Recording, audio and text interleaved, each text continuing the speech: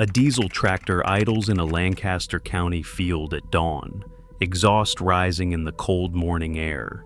The engine turning over with the same compression-ignition rhythm it has used since the day it left the factory.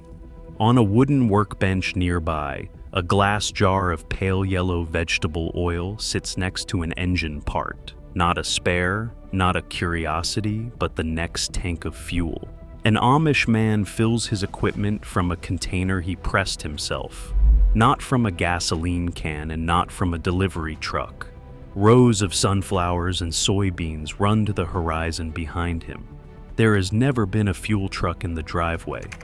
A rusted Standard Oil pump from the 1930s stands abandoned at the side of a county road a few miles away.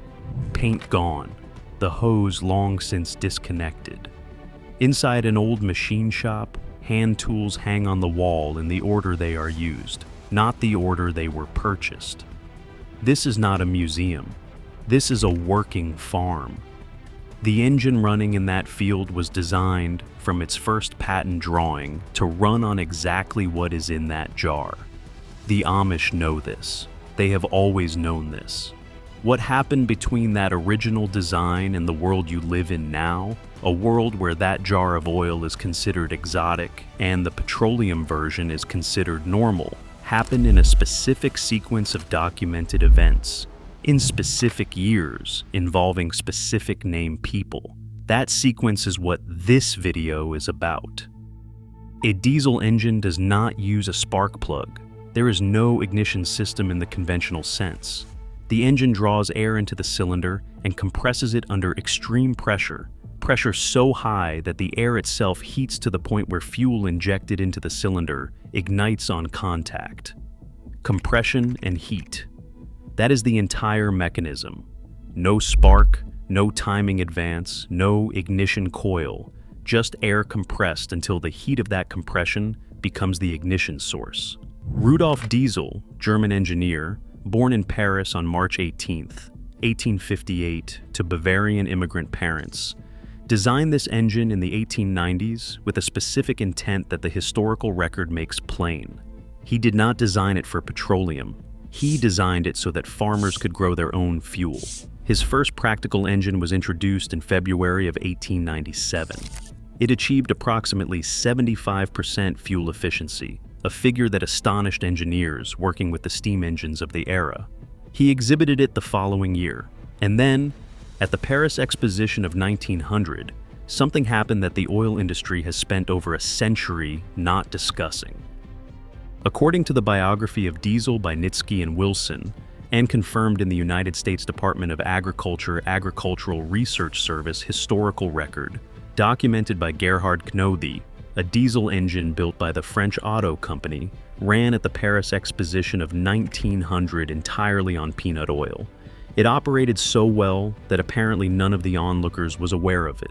The United States Department of Agriculture's own historical research records this as the beginning of the documented use of vegetable oils as diesel fuel. Diesel himself wrote in a speech documented in 1912 that the use of vegetable oils for engine fuels may seem insignificant today, but such oils may become, in the course of time, as important as petroleum and the coal tar products of the present time. He wrote those words. They are in the historical record. He designed a compression ignition engine, demonstrated it running on peanut oil in front of a crowd that did not notice the difference, and then wrote that vegetable oil might one day rival petroleum as a fuel source. The question the rest of this video answers is why that day never came, and what it cost to prevent it. Think about what that means for every diesel engine you have ever owned. The Amish in Holmes County, Ohio, and Lancaster County, Pennsylvania, are running diesel engines on cold-pressed vegetable oil and rendered animal fat right now, not as an experiment, not as a demonstration, but as a matter of daily operational practice that has continued for generations. Their theology does not permit dependence on petroleum supply chains they cannot control. This is not a romantic position. It is a theological and economic one. If you cannot produce the fuel yourself, from crops you grow and animals you raise, then your farm operation is dependent on a supply system that can fail, that can be priced above your margin, and that extracts wealth from the farm rather than keeping it there. The Amish solution is the original solution. Cold-pressed oil from sunflowers, soybeans, and, where their community permits it, hemp. Rendered fat from animals they slaughter themselves. The same compression ignition principle diesel demonstrated on peanut oil at the Paris Exposition in 1900. No modification to the engine, no additive, no refinery. The fuel cost is effectively zero because the fuel is a byproduct of crops the farm is already growing for other purposes. Set that against the average American farm's annual diesel bill, which for a mid-sized grain operation runs into tens of thousands of dollars per year, and let the contrast sit without any additional commentary. Here is the number that did not make it into the oil company press release. 1 acre of hemp produces approximately 300 gallons of oil annually from seed pressing alone. The same acre simultaneously produces fiber suitable for textiles and rope, cellulose material suitable for paper and composite panels, and seed protein suitable for human and animal food. No other fuel crop produces 4 distinct commercial products from the same planting. Corn ethanol produces 1. Petroleum soybeans produce primarily 1 at a time in most commercial operations. Hemp produces 4 simultaneously, which means the economics of hemp as a fuel crop are categorically different from any single-use fuel crop. The fuel is not the product, it is one of 4 products, and its effective cost per gallon is therefore a fraction of what any single-use crop can achieve. This is why, by the early 1930s, approximately 2,000 egg-roll fuel stations had appeared across the Midwest, selling hemp-derived fuel blends. This was not a fringe development. It was the beginning of an industrial infrastructure built on a multi-use crop that happened to make petroleum economically vulnerable at the farm gate. This is also why the Ford Motor Company invested in biomass conversion at its Iron Mountain, Michigan facility during the 1930s, as part of what Henry Ford and others called the Chimergy movement, the applied science of deriving industrial products from agricultural crops. Ford's engineers at Iron Mountain were extracting methanol, charcoal fuel, tar, pitch, ethyl acetate, and creosote from hemp. These are not exotic compounds. They are industrial chemicals and fuels that, at the time, were largely supplied by oil-related industries. Ford was building a parallel supply chain out of agricultural waste and hemp, and the Iron Mountain facility was its operational proof of concept. The Belgian patent exists. It was filed in 1937, the same year as the Tax Act. In 1937, a scientist named G. Chavan was granted a Belgian patent for an ethyl ester of palm oil, what we would today call biodiesel. In 1938, a passenger bus using fuel produced under that patent operated a documented route between Brussels and Louvain. The chemistry for replacing petroleum diesel with a farm-produced alternative was not theoretical in 1937. It was patented and in service on a bus route. That is the industrial context in which Congress held hearings on the Marijuana Tax Act in the spring of 1937. Stay with the timeline for one more year. That is where the connection closes. The congressional hearings on the Marijuana Tax Act were held on April 27th, 28th, 29th, 30th, and May 4th, 1937. The act was drafted by Harry J. Anslinger, the first commissioner of the Federal Bureau of Narcotics. Anslinger had been appointed to that position in 1930. The appointment was recommended by Treasury Secretary Andrew W. Mellon. The Pennsylvania Magazine of History and Biography, in an academic article by John C. McWilliams, published in 1989, documents that Anslinger had married Martha Kine Denniston, who was distantly related to the powerful Mellon family, and that upon the recommendation of Treasury Secretary Andrew Mellon, Anslinger was named acting commissioner on July 1, 1930. Andrew Mellon, the same man who recommended Anslinger, held documented investments in the DuPont Company. DuPont filed its United States patent for nylon synthesis, patent number 2,071,250, in 1937. Nylon was a synthetic replacement for hemp fiber in textiles and rope. The crop that DuPont's new synthetic was designed to replace was taxed into commercial non-viability the same year the patent was filed. William Randolph Hearst, who had invested heavily in timber and wood pulp paper production, and whose paper supply was directly threatened by hemp's documented capacity to produce paper at lower cost, ran newspaper chains that had been propagating anti-cannabis messaging for years before the hearings. The act was signed by President Franklin D. Roosevelt on August 2, 1937. It became effective October 1, 1937. What it did in practical terms was impose a tax structure on hemp production and transfer so burdensome that commercial cultivation became economically non-viable. The 2,000 agrol stations across the Midwest did not close because hemp fuel failed. They closed because the crop became legally and economically inaccessible.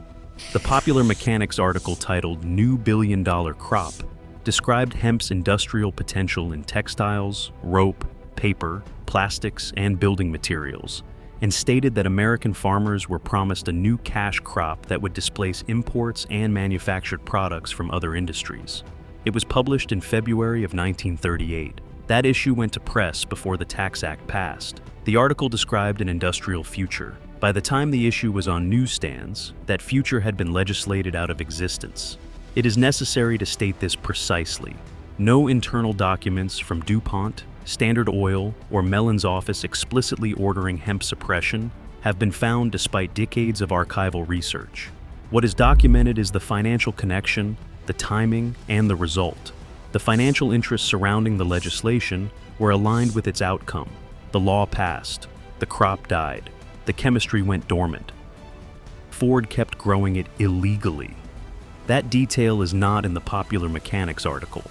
On August 13, 1941, Henry Ford demonstrated a prototype automobile at his annual community festival in Dearborn, Michigan, with body panels made from hemp fiber, flax, wheat straw, and soy-based plastic. Contemporary newsreel footage preserved in the Ford Motor Company archives shows Ford striking the rear deck of the vehicle with an axe. The panel flexes. It does not crack.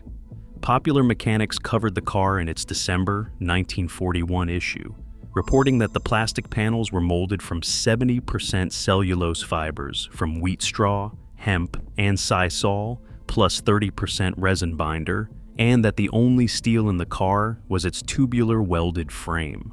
The car weighed 2,000 pounds, 1,000 pounds lighter than a comparable steel automobile of the same size. Ford had told the New York Times in 1925 that the fuel of the future is going to come from fruit like that sumac out by the road, or from apples, weeds, sawdust, almost anything. He said, "There is fuel in every bit of vegetable matter that can be fermented. There is enough alcohol in 1 year's yield of an acre of potatoes to drive the machinery necessary to cultivate the fields for 100 years. He had been saying this for 16 years before the Dearborn demonstration. He had been building toward it at Iron Mountain for a decade. The car in Dearborn in August of 1941 was not a concept, it was a culmination. 4 months after that demonstration, the United States entered World War II. Ford's production shifted entirely to military output. The hemp composite car never went to production. Ford continued to grow hemp on his property illegally for some years after the federal ban, but ultimately found it impractical to base a mass production vehicle on a crop the federal government had made commercially non-viable. The suppression had a specific cost in a specific year to a specific named person. The cost was not abstract. It was a car that weighed 1,000 pounds less than its steel equivalent, built from a crop that produced 300 gallons of fuel per acre, demonstrated on film with an axe, and then never manufactured. The engine never changed. The law did. Return to that tractor in the Lancaster County field.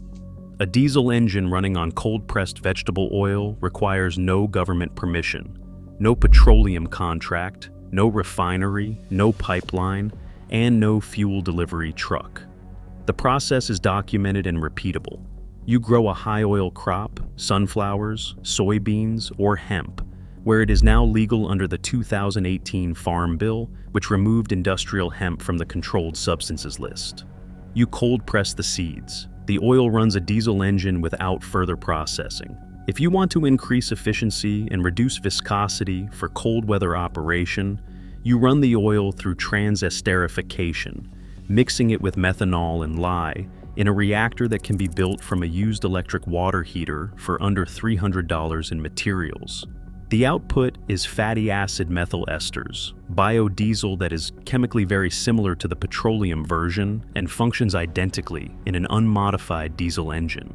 The Belgian chemistry from 1937, the same chemistry that ran a bus between Brussels and Louvain in 1938, was patented the same year the Marijuana Tax Act made the most efficient oil crop commercially non-viable in the United States. The Amish have been running the cold press version for generations. The processed version requires an afternoon of chemistry and a salvaged water heater. Neither version requires a gas station. Rudolf Diesel was born in Paris in 1858. He died in the English Channel on September 29, 1913, officially by accidental drowning at 55 years old, while traveling to a business meeting where he planned to promote vegetable oil engines in England. His engine ran on peanut oil at the Paris World Exposition in 1900, 13 years before he died. The Amish picked up that original design and never put it down. Henry Ford built a car from agricultural fiber in 1941, and he was stopped by a war and by a law that arrived 4 years earlier. The Belgian patent for the chemistry was filed in 1937, and the bus route ran in 1938. The chemistry is still the same, the crops still grow, the compression ignition engine still works exactly as Diesel designed it in the 1890s. What changed was not the technology. What changed was who controlled the fuel, and the documented names, dates, and patent numbers of the people who arranged that change are in the sources linked below this video. Drop your answer in the comments. What crop could you grow on your available land right now? 1 to 3 words. The people watching this channel are already running those numbers, and the single most specific fact in this video, that DuPont's nylon patent and the Marijuana Tax Act were filed and passed in the same calendar year, 1937, is the one most people refuse to believe until they look up both dates themselves. Share this video with one person who has ever complained about fuel prices. The patent year and the Tax Act year are both in the description. The Amish have also never replaced an engine in 200 years, and the treatment they use costs $3. Stay for the next video. The Mechanics Association tried to have it removed from the market, and the reason they tried tells you exactly who benefits when your engine wears out on schedule.